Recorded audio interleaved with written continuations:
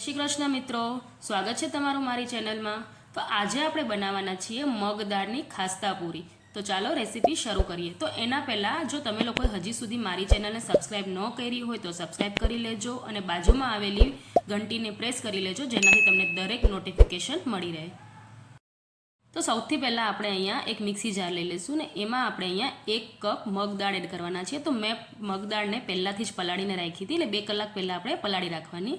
એમાં આપણે લીલા મરચાં અને આદુના 2-3 કટકા એડ કરશું, થોડુંક જ પાણી એડ કરીને એની પેસ્ટ બનાવી લઈશું।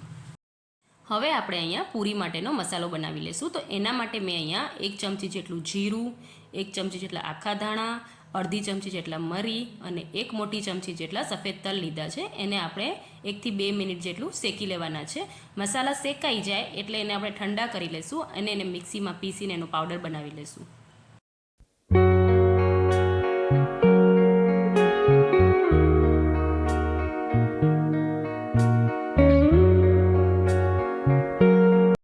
તો હવે આપણે પૂરી માટે લોટ બાંધી લઈશું। તો આપણે એક કાથરોટમાં મગદાળની જે પેસ્ટ બનાવી હતી એ એડ કરી લઈશું અને જે મસાલો બનાવ્યો હતો એ પણ એમાં એડ કરી લઈશું। તો અહીંયા મને મસાલાની માત્રા થોડીક વધારે લાગે છે એટલે મેં 1 ચમચી જેટલું રહેવા દીધું છે।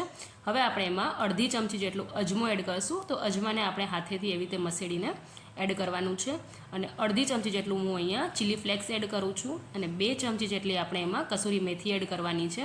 તો કસૂરી મેથી જરૂરથી એડ કરજો, એનાથી પૂરીમાં બહુ સરસ ટેસ્ટ આવે છે।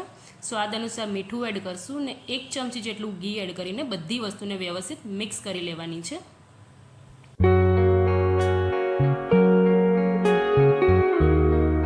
તો હવે આપણે એમાં લોટ એડ કરશું। તો અહીંયા મેં 1 કપ જેટલો ઘઉંનો લોટ અને 1 કપ જેટલો મેંદાનો લોટ લીધો છે। જો તમારે ખાલી મેંદાની બનાવી હોય તો તમે બનાવી શકો છો અને ખાલી ઘઉંની બનાવી હોય તો પણ તમે ઘઉંના લોટની પણ બનાવી શકો છો। હવે આપણે આ બધી વસ્તુને મિક્સ કરીને લોટ બાંધી લઈશું।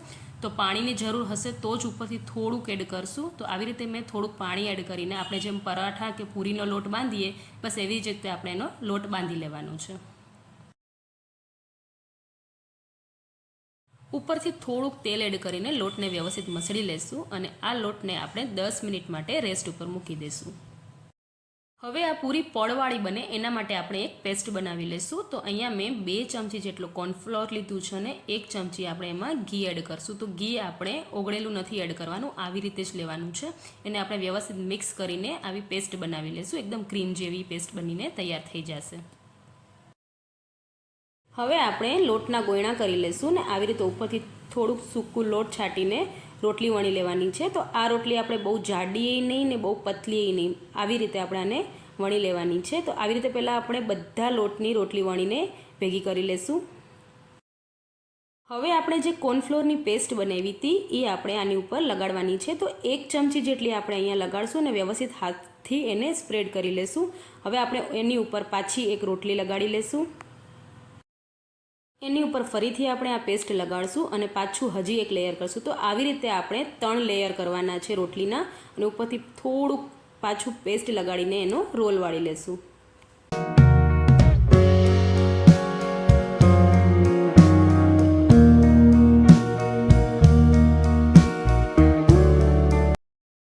આવી રીતે આપણે એને રોલ કરી લેવાનું છે ને હાથથી થોડું ગોળ ગોળ ફેરવીને એને વ્યવસ્થિત સેટ કરી લેશું। તો હવે આપણે જેટલી રોટલીઓ વણી હતી બધાને આપણે આવી રીતે લેયર કરીને અને આવી રીતે એના રોલ કરી લેશું ને હવે આપણે એને એક સરખા માપમાં કટ કરી લેશું।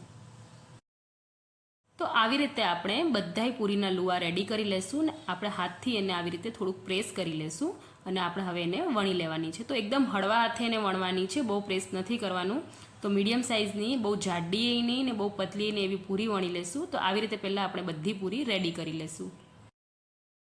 તો અહીંયા મેં તેલને પહેલાંથી જ ગરમ કરવા મૂકી દીધું હતું। હવે આપણે આ પૂરી એમાં તળી લેવાની છે। તો એક એક કરીને આપણે એમાં પૂરી એડ કરશું અને બંને સાઈડથી જ્યાં સુધી ગોલ્ડન બ્રાઉન કલરની ન થાય ત્યાં સુધી આપણે એને તળી લેવાની છે। તો એ બહારથી એકદમ ક્રિસ્પી અને અંદરથી એકદમ સોફ્ટ આપણી આ પડવાળી મગદાળની પૂરી બનીને તૈયાર થઈ ગઈ છે। તો તમને મારી આ રેસીપી કેવી લાગી મને કોમેન્ટ કરીને જરૂર જણાવજો।